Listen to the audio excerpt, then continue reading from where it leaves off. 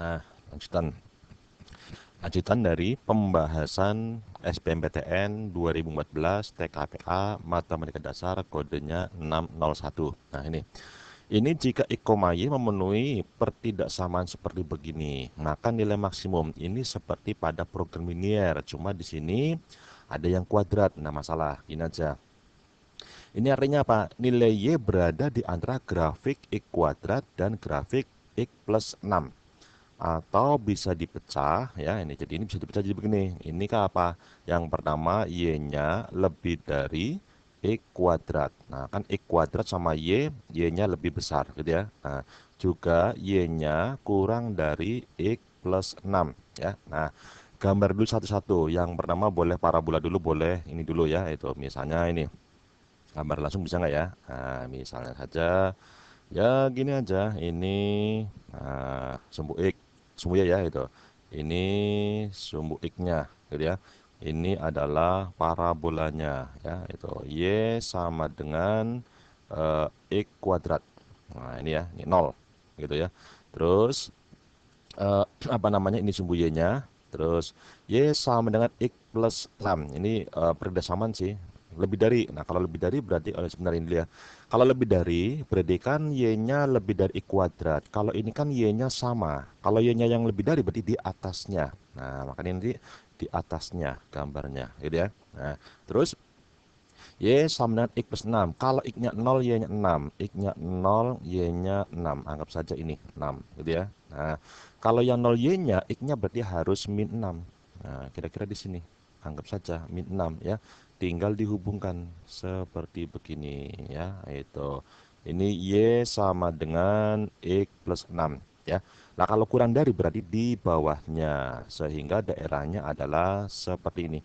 Ini daerah penyelesaiannya gitu ya. Nah, untuk semua X dan Y, pasang X dan Y yang berada pada daerah ini, maka nilai terbesar dari X plus Y bagaimana? Nah, yang jelas kan ini dua-duanya positif.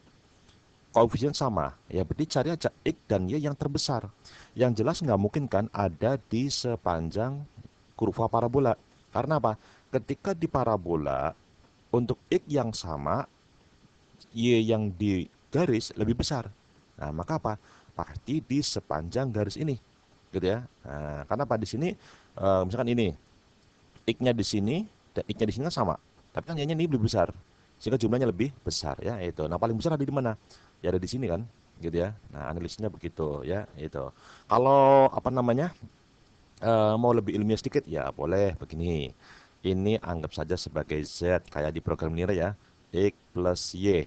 Ini gambar garis, misalnya ini kan X tambah Y. Boleh juga kamu ganti menjadi 6X tambah 6Y, gitu ya. Atau X tambah Y ini sama dengan berapa? Ya bebas ya, gitu.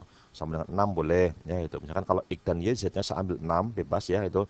Nah, kalau Z-nya 6, ya berarti kan ini X-nya 0, Y-nya 6.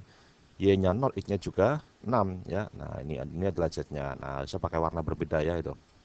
Nah, misalnya gini, jadi ini 6-nya gitu ya. Nah, ini garis lidik namanya ya, garis lidik dari Z. Ya, nah, ini kok kenapa 6? Diambil umpama Z-nya 6 ya, itu. Sehingga ini adalah Z sama dengan X plus Y. Nanti garis ini kita geser. Kalau saya geser ke arah sini, jelas X-nya makin besar. Maka Z-nya juga makin besar ya, itu. Karena tandanya sama-sama plus ya, itu. Z dengan X sama-sama plus, maka Z-nya naik, X-nya naik, Z-nya juga naik ya. Kalau X-nya min ya X-nya berkurang, Z-nya juga berkurang. Berarti apa? Kalau garis ini saya geser ke arah sini, maka akan diperoleh nilai Z yang terbesar atau maksimum. Nah, sebaliknya kalau saya geser ke sini, kan X-nya berkurang. Karena X dan Z berkoefisien sama-sama plus, maka X-nya berkurang, Z-nya juga berkurang. Maka kalau saya geser ke sini, akan diperoleh nilai Z yang terkecil atau minimum. Nah, kamu geser ke arah maksimum. Kira-kira terakhir di mana? Nah, akan ada di sini kan terakhirnya. Gitu ya. Nah, ini terakhir di sini Z-nya nanti. Berarti apa? Maksimum di sini. Berapakah? Ya cari aja perpotongannya. Caranya dia apakan? Substitusi. Kalau malas, nah gini. Yang jelas X-nya berapa, Y-nya berapa biar sama. Dicoba-coba aja. Misalnya yang jelas ya boleh juga sih. Ini kan X-nya bilangan kuadrat. Berarti kita mulai dari sini. 6 tambah berapa biar kuadrat? Tambah 3 ya. gitu. Loh, kenapa nggak tambah min 2 kan jadi 4. Ini X-nya plus bro, ya itu. Nah 3. Kalau 3 kan jadi 9. X-nya 3, Y-nya 9. X-nya 3, Y-nya 9 nggak? Oh cocok. Nah sudah, berarti ini adalah ketika X-nya adalah sama dengan 3, Y-nya berapa? Sama dengan 9 gitu ya. Sehingga Z maksimum dicapai ketika X-nya 9, bukan X9 ya, X-nya berapa tadi? X-nya adalah 3 ya, X-nya 3 dan Y-nya 9, berarti berapa itu? 12 ya, gitu. Tapi jangan langsung diambil, wah kan maksimum, ambil jawabannya yang terbesar, nggak mesti ya, kebetulan saja ini ya, gitu. Nah, ini ya, ini yang nomor 7. Nah, yang nomor 8 ya. Ya, nah nomor 8-nya ini, wes langsung lompat. Mana ini tadi nomor 8? Ya ini 8 ya. Tuh, ini 8 ya, itu. Ya, nah ini nomor 8 ya. Nomor 8 ini yang ditanya adalah berapa nilai dari sin X dikalikan dengan cos X. Yang kita punya cos X sama dengan 2 sin X ya, itu. Nah, ini kalau kamu cari sin dan cosnya ya angel. Tapi kamu lihat ini sin. Ini sin ya, ini cos. Kalau saya pindahkan, saya gabungkan ada hubungannya. Kalau sin per cos adalah tangen. Cos per sin adalah kotangen. Nah, pakai tangan aja. Jadi ini cosnya pindah ke sini. Nah, gitu ya, membagi. Duanya pindah ke sini, membagi. Sehingga apa? Ini jadi 1/2 sama dengan sin X ya. Nah, sin X dibagi dengan cos X gitu ya. Atau sama saja dengan setengah itu adalah nilai dari tangen X. Jangan langsung diambil sinusnya 1. Lah kalau sinus 1 berarti cosnya 2. Kan nggak mungkin ya itu. Cos nggak nyampe 2 ya itu. Nah, jadi kita punya tangan X adalah setengah. Loh yang ditanyakan sin kali cos. Nggak masalah. Dari sini kita bisa tahu sinusnya berapa, cosnya berapa. Nah, buat segitiga siku-siku ya gitu. Begini boleh. Siku-siku, ini sudutnya X. Ya, ingat yang namanya tangan itu apa? Desa, depan bagi samping. Miringnya berapa? Pakai Pitagoras. 1 kuadrat 1, 2 kuadrat 4 dijumlah 5 ya, berarti akar 5 ya itu. Ini 5 ya itu. 5 5 gitu ya. Nah, kalau gitu sin kali cos. Sin itu apa? Demi, depan dibagi miring. Cos cos apa tadi? Sami ya, samping miring. Berarti apa? 2/akar 5 atau sama dengan akar 5 ini ya. Nah, itu berarti apa? Per akar 5 akar 25 atau 5 ya, itu berarti 2/5. Nah, ini 2/5 gitu ya. Itu. Terus nomor 9-nya. Oh, 9 boleh ini ya. 9. Nah, ini 9 ya. 9 ini nomor ini nanti dulu. Turun dulu. Jangan ngintip ya, turun. Nah, biar kelihatan. Coba gini. Ini suku tengah ya, suku tengah. Ada suku tengah suatu baris aritmetika. Ingat, aritmetika itu kan lompatnya dengan cara ditambah apa dikurangi, gitu ya. Nah, gitu. Bukan dikalikan atau dibagi. Suku tengah suatu baris aritmetika adalah 23. Jika suku terakhirnya 43 dan suku tengahnya 13, maka banyaknya suku ada berapa? Nah, gini. Pakai rumus suku tengah silakan, tapi tidak harus, analisa saja ya, gitu. Anggap saja ini garis bilangan lah, itu terserah ya itu. Nah, ini suku pertama, ini suku terakhir, ini suku tengah. Suku tengahnya gitu ya. Suku tengahnya berapa? Diketahui 23. Suku terakhirnya 43. Nah, ini suku terakhir, suku ke N gitu ya. Nah, suku ketiga. Nah, suku ketiga bisa di sini, bisa di sini. Nah, di sini ya enggak lah gitu ya. Di sini enggak juga. Kan 13. Ya berarti sebelah sini dong. Kurang dari 23. Ingat, ini kan mengecil ke kiri ya. Lebih kecil lagi ke kiri lagi. Jadi ini adalah suku ketiganya. Nah, suku ketiga. Kita nggak tahu setelah apa namanya ini berapa lagi ya itu. Maksudnya kalau sebelum suku ketiga sih ada suku pertama kedua. Cuma antara suku ketiga dan suku tengah itu ada berapa suku nggak tahu ya itu. Tapi yang jelas eh, Karena aritmatika, ya ini, ingat aritmatika, itu kan berarti apa? Lompatnya sama. Nah, kamu lihat, kamu lihat ini, jadi selisihnya dari 23, tadi berapa? Belum selesai ya ini. Suku ketiganya berapa tadi? 13, belum ditulis ya. Nah, itu. Coba sekarang ini. Ini dari sini ke sini, ini ke sini. Itu kan jaraknya hanyalah berapa B, ini berapa B, gitu ya.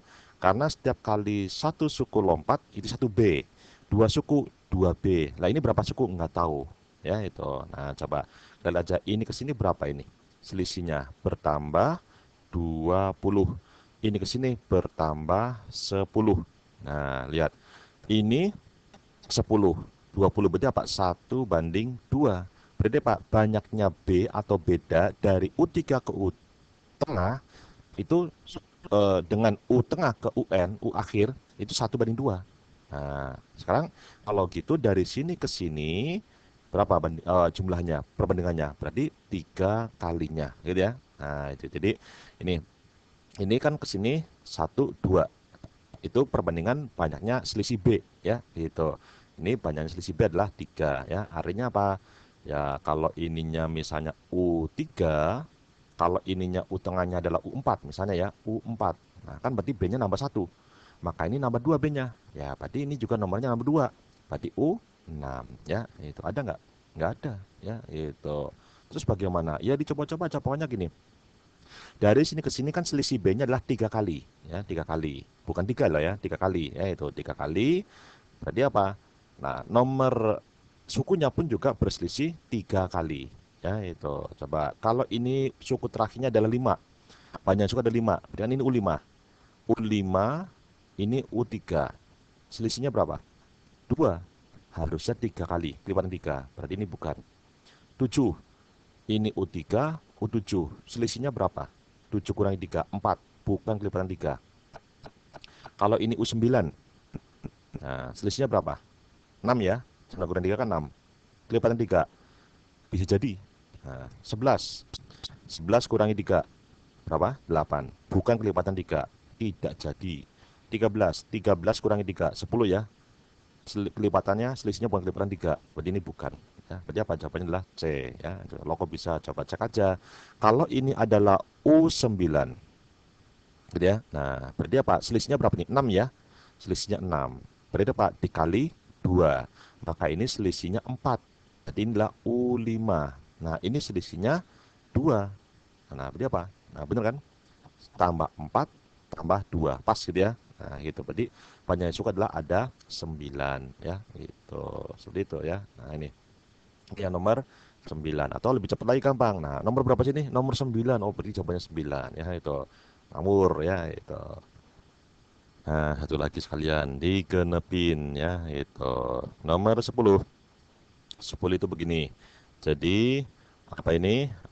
Matrik ini sama dengan 2 kali matriknya P inverse ya. Inverse masih ingat rumusnya inverse ya. Nah, ini inverse ya.